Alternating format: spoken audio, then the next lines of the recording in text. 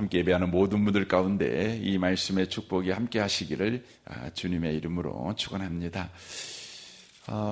고린도 교회는 영지주의와 에피쿠르스 철학의 영향을 받아서 몸을 악하게 여겼다고 하는 것입니다. 영혼은 선하지만 몸은 악하다는 것입니다. 그러므로 몸은 애당초 악한 것이므로 아무리 몸을 가지고 선한 일을 하더라도 몸은 구원에 이를 수 없다는 것이죠. 그러니까 몸은 애당초 구원에서 배제된 구원과 상관없는 거라고 하는 것이죠. 그러므로 몸을 막 쓰는 것입니다. 자기의 쾌락을 위해서 자신들의 욕망을 위해서 몸을 쓰는 것입니다. 그럴 때에도 그들은 전혀 양심의 가책, 죄의식을 느낄 필요가 없었습니다. 영지주의와 에피쿠르스 철학이 그들을 그렇게 만들었다고 하는 것이죠. 하지만 주님께서는 우리에게 말합니다. 몸은 귀하다는 것입니다. 우리의 영혼도 구원 받아야 되지만 우리의 몸도 구원을 받아야 된다는 것이죠. 그런데 이 일을 위해서 예수께서 이 땅에 오실 때에 바로 영으로만 오신 것이 아니라 몸으로 오셨다는 것이죠. 그리고 십자가에서 그 몸이 못을 박혔고 그 몸에서 보혈피를 흘리셨고 마침내 그가 죽게 되지요. 하지만 그는 3일 만에 다시 부활할 때에 바로 영으로만 부활한 것이 아니라 몸으로도 부활하셨다는 것입니다. 이로 인하여서 예수와 함께 죽은 사람, 예수와 함께 산 사람은 그의 영만이 함께 죽고 함께 산 것이 아니라 그의 몸도 함께 죽고 함께 산, 그러므로 영혼과 몸이 동시에 바로 구원에 이르게 되는 복 가운데 참여하게 되었다, 이렇게 말하는 것입니다. 그러므로 우리의 몸은 예수님이 부활하신 신령한 몸, 존귀한 몸인 것처럼 우리의 몸도 예수의 몸과 같이 똑같이 존귀한 몸이다, 이렇게 말하고 있다는 것이죠. 사랑하는 성도 여러분, 여러분의 몸은 예수님의 몸과 똑같은 존귀한 몸인 것을 저와 여러분이 기억하셔야 된다고 하는 것입니다. 우리의 몸은 죽으면 썩어 없어질 멸망당할 고깃덩어리에 불과하지 않다는 것입니다. 그래서 성경은 계속해서 우리에게 부활에 대한 이야기를 가르칠 때에 몸의 부활을 바로 가르치고 있는 것을 보게 됩니다. 우리의 몸이 현실적으로 병들어가고 늙어가고 마침내 죽게 되겠죠. 죽은 이후에는 어떻게 됩니까? 어떤 분은 이렇게 화장을 하면 뼈가루만 남는 그런 몸이 되겠지요. 그리고 그것도 땅에 묻으면 얼마 가지 않아서 이제 흙이 돼버리는, 썩어 없어지는 것이 되지요. 매장을 해도 매 한 가지죠. 썩어 없어지는 것이 되지요. 우리는 그런 현실을 잘 알고 있습니다. 그러다 보니까 몸은 저렇게 썩어 없어져 버리는구나, 이렇게 생각을 하죠. 그런데 성경은 안 그런다는 것입니다. 우리의 이 썩을 몸이 반드시 썩지 아니함을 입을 몸이 된다는 것이죠. 이 죽을 몸이 반드시 죽지 않을 몸이 된다는 것이죠. 이 병들었고 늙어가는 몸이 다시는 병들고 늙어가는 몸이 되지 않는 몸을 입는, 바로 영광을 입는 몸이 될 것이다, 이렇게 주님께서 말씀하십니다. 그래서 우리가 예수 믿는 사람이 죽으면 어떻게 됩니까? 죽으면 여러분, 성경은 데살로니가 전서에서 말씀하죠. 4장에서 말씀하죠. 우리가 죽으면 우리의 영은 곧바로 하나님의 품에 안깁니다. 하지만 우리의 육체는 이렇게 공동묘지에 묻히게 되겠죠. 그러면 우리의 구원이 끝나버립니까? 그렇지 않습니다.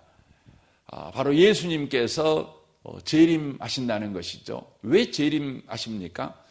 왜 예수님의 재림이 필요합니까? 우리의 영혼은 이미 하나님 품에 안겨서 이렇게 참된 안식을 누리고 있는데 왜 우리에게 예수님의 재림이 필요합니까? 바로 그것은 바로 예수님이 재림할 때 무덤 속에 묻혀있던 썩어 없어져 버린 줄 알았던 그 몸이 신령한 몸으로 부활해야 되기 때문에 그렇습니다. 그리고 하나님 품에 있었던 그 영혼과 예수의 재림으로 인하여 신령한 몸으로 부활한 우리의 육체가 다시 여러분 한 몸을 이루게 되지요. 이러므로 말미암아 구원이 완성되지요. 구원의 완성을 기뻐하기 위해서 어떤 일이 벌어집니까? 이제 우리가 하늘로 들림받아서 어린 양의 혼인잔치에 참여하게 된다는 것이죠. 예수 그리스도의 영원한 신부로 우리가 참여하는 그런 혼인잔치에 참여하게 된다. 이게 성경의 이야기입니다. 그러므로 우리의 몸은 지금은 병들어가고 늙어가고 있어서 우리가 늘 이 몸 때문에 불편하지요. 몸 때문에 고통을 받지요. 몸 때문에 힘겨운 삶을 살아갑니다. 우리의 마음은 늘 청춘이죠. 근데 몸이 이렇게 병들고 늙어서 마음을 몸이 못 따라줘서 몸 때문에 늘 불편하죠. 아침에 일어나는 것부터 시작해서 이제 걷는 거, 또 하루 일상을 살아갈 때 몸 때문에 너무너무 우리가 고통을 받고 어렵게 살아갑니다. 그래서 우리는 우리의 몸을 자꾸만 막대하지요. 우리 몸에 욕을 하고 우리 몸에다가 아쉬운 소리도 하고 우리 몸에다가 저주의 말도 하게 되고 우리의 몸을 계속해서 학대하고 하찮게 대하는 경향이 있다는 것입니다. 하지만 분명하죠. 현재는 우리의 몸이 늙고 병들어가서 고통 가운데 있지만 장차 받을 영광, 그 부활의 몸이 될 그 영광, 그것은 반드시 우리에게 일어날 일이라고 하는 것이죠. 그래서 현재 받는 고난은 장차 받을 영광과 비교할 수 없다.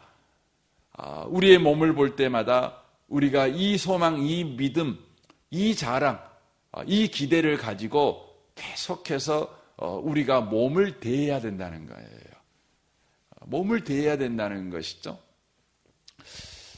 우리 몸을 부끄럽게 여겨서는 안 된다는 것이죠. 우리가 비록 병들어가고 늙어가고 또 어느 때는 내 마음에 들지 않아서 참나를 부끄럽게 만드는 몸이라고 할지라도 내 몸을 부끄럽게 생각할 것이 아니라 내 몸을 항상 귀하게 여기고 존귀하게 여기고 사랑하고 축복하고 격려해주고 응원해주고 이렇게 우리 몸을 해야 된다는 것이죠. 소망을 이야기해줘야 한다는 것이죠. 네가 비록 늙고 있고 병들어가고 있는 몸이지만 네 몸은 바로 예수님의 부활의 몸과 같이 존귀한 몸이야. 너는 마침내 예수님의 재림의 날에 무덤에서 일어날 신령한 몸이야. 축복하는 것이죠. 그러므로 지금부터 이 몸을 어떻게 써야 되는 것입니까? 막 쓰면 안 되죠. 이 몸을 거룩한 것을 위해서 이 몸을 써야 된다는 거죠. 존귀한 일을 위해서 이 몸을 써야 된다는 것이고 의미와 가치 있는 일을 위해서 이 몸을 우리가 써야 된다는 것입니다. 이게 중요한 것입니다. 세상의 종교들은요, 몸을요, 막 씁니다. 그래서 여러분, 세상의 종교들을 보시면요, 몸을 되게 학대해요. 여러분, 불교만 봐도 그러잖아요. 불교만 봐도, 여러분, 그 몸을 얼마나 학대합니까? 그냥 이렇게 짝 자불이라고 그럽니까? 이렇게 딱,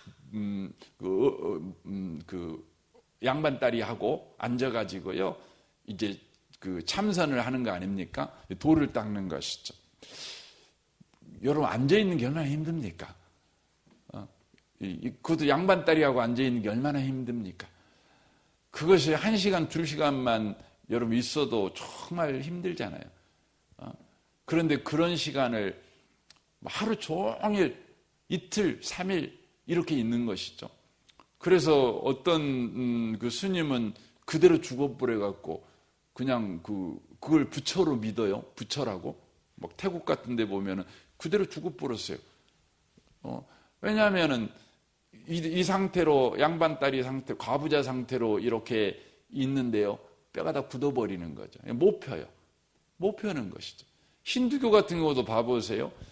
우리가 뭐라고 하면 요가 한다 그러잖아요. 요가가 그 참선하는 방식이잖아요. 종교 행위 중에 하나입니다. 그건 건강을 위해서 하는 게 목적이 아니에요. 그래서 어떤 사람은 그냥 손 탁 들고 50년 동안 이렇게 있는 거예요. 그래가지고 이제 못 내려요. 그냥 굳어버려가지고. 가지고 빼빼 말라가지고 굳어버렸어요. 어떤 사람은 한쪽 다리 이렇게 들고 있는 거예요. 또 어떤 사람은 막 몸에다가 꼬쟁이를 막 꽂잖아요. 막 이렇게. 그 자기가 얼마나, 뭐라 그러죠? 우리식으로 표현 믿음이 좋은지, 자기가 얼마나 도를 많이 닦은 사람인지, 이런 것들을 막 보여주는 거죠. 저는 무당들이 자기가 얼마나 신령한 사람인가를 보여주는 방식으로 막 짝두를 타잖아요. 이렇게 짝두를 타죠. 그리고 칼이 꽂아져 있는 대나무를 막 올라갑니다. 날카롭게 올라갑니다. 근데 안 다치잖아요. 그런 것을 통해서 자기가 얼마나 신령한 사람인가 이걸 보여줘요. 그게 다 뭡니까? 몸을 학대해가지고 몸을 상해가지고 자기가 얼마나 신령한가를 보여주는 거죠. 그래서 여러분 엘리야하고 850명의 우상 숭배자 제사장들하고 영적 전쟁을 갈매산에서 하잖아요. 할 때 보면 여러분 엘리야는 어떻게 합니까? 그냥 뭐 하는 거 없어요. 그냥 이렇게 하고는 물도랑에 물 부어놓고 그냥 본인은 기도해요. 이렇게 그냥 본인은. 근데 그 기도할 때 보면은 막 고래고래 소리 지르고 막 몸을 해하고 막 금식하고 막 이런 거 하는 게 아니에요. 그냥 여러분 보시면 굉장히 논리적이고 차분하게 합리적으로 하나님 앞에 대화하는 거예요. 이렇게. 그런데 850명은 뭐 합니까? 막 미친 듯이 그냥 하루 종일 뛰는 거지요. 하루 종일 뛰는 거죠. 그러니까 거의 그냥 자기가 이렇게 몸을 막 상해가지고 이걸 뭐라고 하죠? 비몽사몽 상태로 들어가는 거 아닙니까? 그래서 여러분 이슬람의 한 분파 중에 여러분 그거 보셨잖아요. 하얀 옷을 입은 남자들이 이렇게 하고 이렇게 빙빙 도는 거 있잖아요. 춤추는 거. 이런 그거 보신 적이 있으신가요? 있거든요. 하얀 옷을 입고 이렇게 하고는 이런 폼을 잡고 이렇게 치마같이 넓은 거 하고 계속 돕니다. 이게 예배거든요. 계속 돌아요. 그럼 사람이 여러분 한 10바퀴만 돌아도 핑 돌잖아요. 근데 거기서 계속 돌아요. 2시간이고 3시간이고 돌아요. 계속 돌아요. 그러면 사람이요. 환각상태에 빠져버려요. 그것을 신과의 이렇게 교통하는 방식이라고 봐요. 여러분들도 우리 예배 드릴 때 하루 1시간 내내 이렇게 돌고 나면 여러분도 다 이상해질 거예요. 막 빙빙 돌고 막 안 하던 생각나고 막 그러고 할 것이에요. 그것을 그들은 예배라고 해요. 신과의 신과 만나는 거라고 봐요. 그러니까 몸을 학대해서 몸의 지배를 받지 않고 오직 정신만 이렇게 살아있는 상태를 만들어내는 거, 이런 것들을 지향하는 것이죠.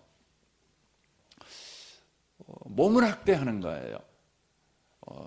그런데 하나님께서요, 저와 여러분의 몸을 존귀하게 만드셨어요. 그러므로 여러분 신앙생활 할 때요, 몸을 학대하시면 안 돼요. 쉴 때 쉬셔야 돼요. 그래서 여러분 하나님께서 6일 동안 일하시고 7일째는 쉬시잖아요. 하나님이 쉬실 필요 없잖아요. 그런데 쉬셔요. 왜 그렇습니까? 몸으로 인간을 만드신 것을 우리 하나님께서 배려해 주시는 거죠. 그래서 여러분 기독교가 들어가는 나라마다 뭐가 있죠? 여러분 이렇게 주의를 지키는, 그러므로 말미암아 몸이 쉬는 일이 일어나게 된 거예요.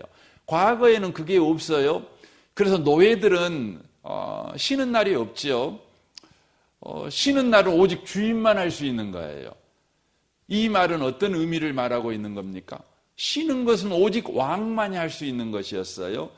그래서 하나님께서요, 인간을 만드실 때 바로 그 육체를 가진 자로 만드실 뿐만 아니라 하나님의 형상을 가진 자로 만드시죠. 이 하나님의 형상이라는 말은 그 당시에 문화권에서는, 그러니까 모세가 창세기를 쓸 당시에 그 문화권에서는 형상이라는 의미는 어떤 거냐면 바로 왕이 있는데 왕이 각 도시마다 갈 수가 없으니까 왕의 형상을 한 사람들을 각 도시마다 보내요. 그 사람은 왕으로 취급받는 거죠. 우리가 대사를 보내잖아요. 왕명을 가진 대사를 보내면 그 사람은 왕의 권위를 가진 것과 똑같지요. 이와 같이 하나님의 형상을 가졌다는 것은 저와 여러분이 바로 하나님 닮은 자라는 것을 의미하는 거죠. 바로 왕이라는 걸 의미하는 것이죠. 그래서 뭘 하십니까? 하나님께서 그들에게 안식을 주시는 거예요. 그래서 여러분, 사람에게 안식을 준다는 것은 무엇을 의미하냐면 너는 종이 아니라 왕이다, 이걸 말하는 거예요. 이걸 말하는 거죠. 그러므로 여러분과 제가 왕으로서 삶을 살아가는 거죠.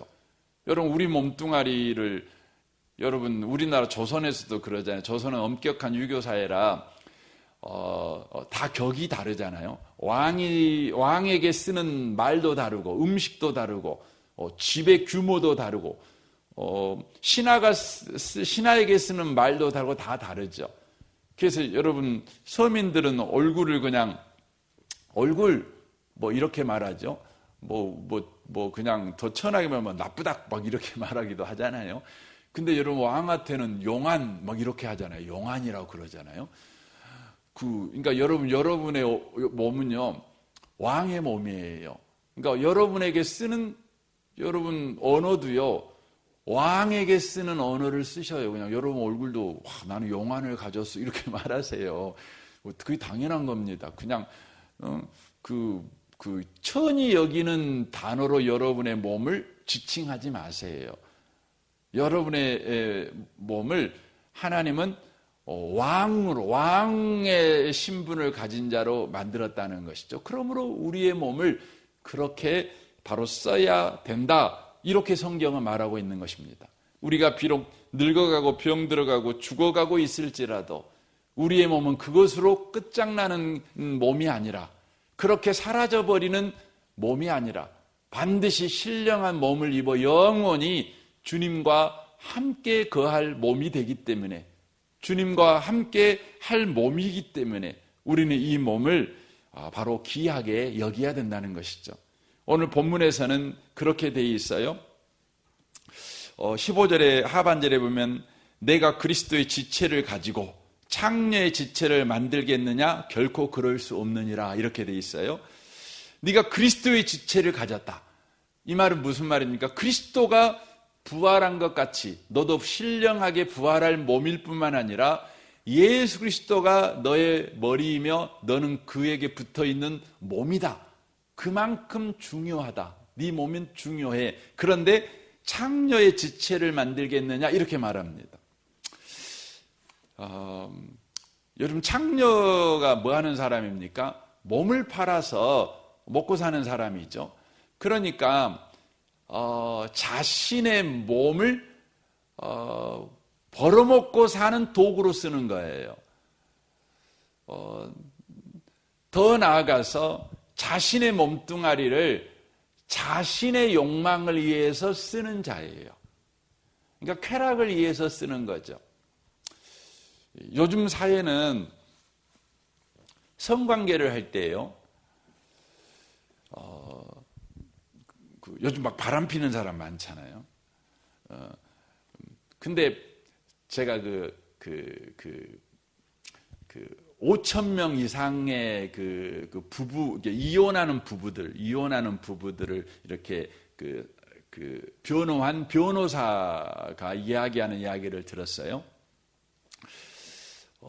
그분 5천 쌍 이상의 이혼하는 일을 위해서 이제 부부가 이혼 신청을 하면 이렇게 만나서 이렇게 했던 분인데, 그분한테 어떤 분이 질문을 했어요. 인터뷰하신 분이, 그렇게 많은 사람을 만나다 보니 사람에 대한 관심이 참 많겠어요? 라고 질문을 했어요. 저도 그 생각했거든요. 그렇게 사람들을 많이 만나니까 사람에 대한 관찰, 또 사람에 대해서 더 알고 싶은 마음이 들지 않을까, 이런 생각을 했어요. 그런데 그분의 대답이 의외였어요. 자기는 사람한테 관심을 갖고 있지 않대요. 왜 관심을 안 갖게 되었냐면 5천 쌍 이상의 사람들, 이혼만 할 사람들을 만나면서 사람에 대해서 질려버렸대요. 그래서 사람에 대해서 더 이상 기대를 하지 않는데요. 그래서 관심이 없대요. 정말 부부들이 이혼하러 오는 사람들 보면 정말 구역질 난대요. 정말 저게 사람인가 생각이 든대요. 그 중에 하나가 뭐냐면 불륜을 저질러요. 불륜을 저지르죠. 불륜을 저지러서는 안 되는데, 불륜을 저지르고 와서 왜 당신은 불륜을 저질렀어요? 이렇게 이제 물어보죠, 이 변호사가. 그러면 한결같이 이렇게 말을 한대요. 내가 그 사람이 너무 좋았어요. 그 사람을 보고 내가 사랑에 빠졌어요.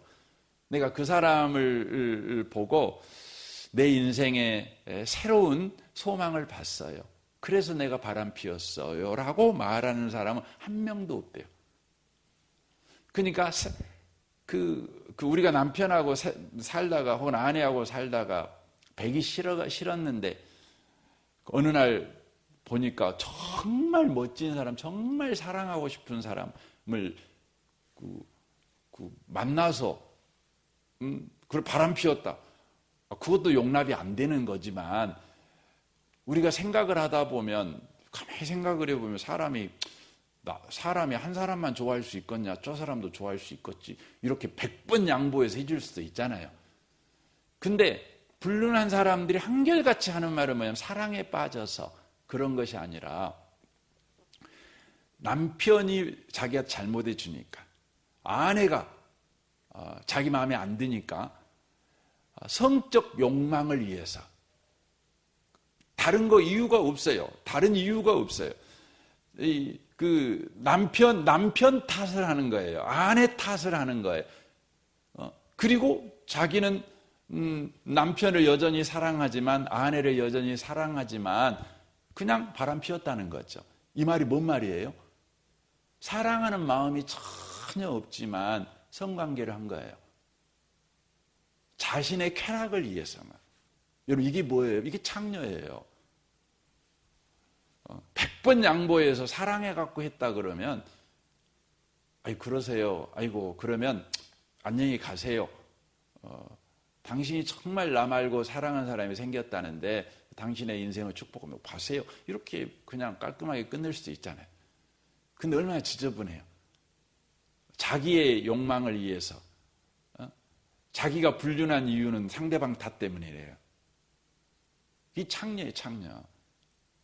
요즘 이 시대에 불륜하는 사람들이 다 창녀 짓을 하고 있는 거예요. 얼마나 이거 여러분 무서운 일입니까? 그러니까 자기 몸뚱아리를 사랑을 위해서 썼다 그러면 100번 양보하고 그냥 그렇다고 칠 수도 있죠. 근데 사랑을 위해서가 아니라 욕망을 위해 쓴 거예요.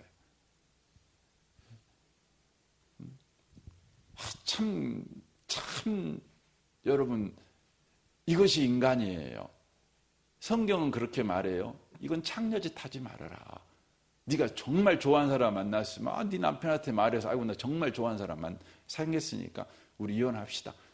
그렇게 말하든지 간에 그것도 가당치도 않는 말이지만 하나님께서는 저와 여러분의 몸을 존귀하게 여기십니다. 귀하게 여기십니다. 그래서 우리 몸을 절대 학대하지 말아요. 그래서 성경에 보면 금식에 관한 이야기 나와요. 네가 금식하는 이유가 네 몸을 학대해서 하나님 앞에 너의 원하는 걸 얻고자 하는 방식으로 네가 금식한다면 그거 하지 말라는 거예요. 금식은 왜 합니까? 금식하는 이유는 성경의 이사야서에서 말씀하잖아요.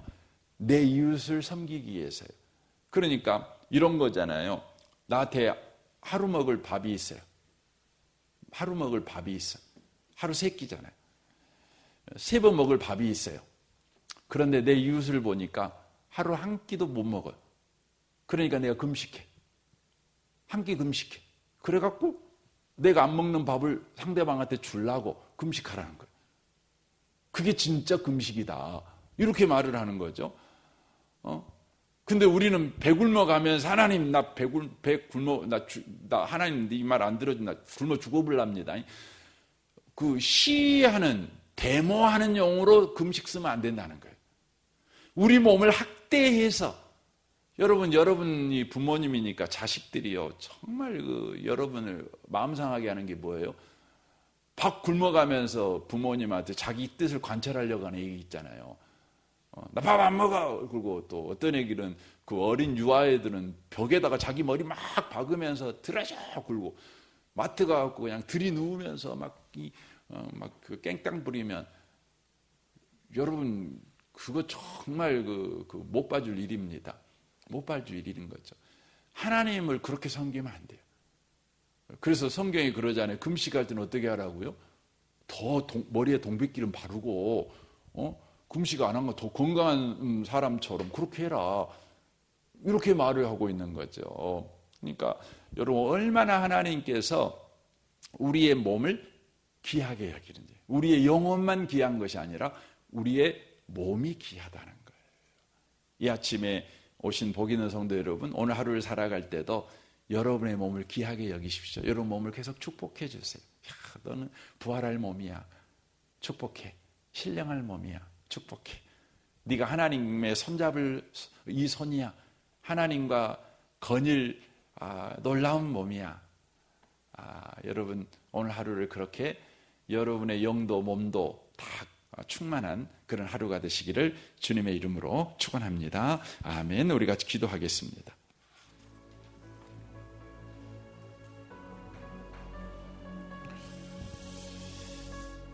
오늘 우리 말씀을 생각하며 기도하시면 좋겠습니다.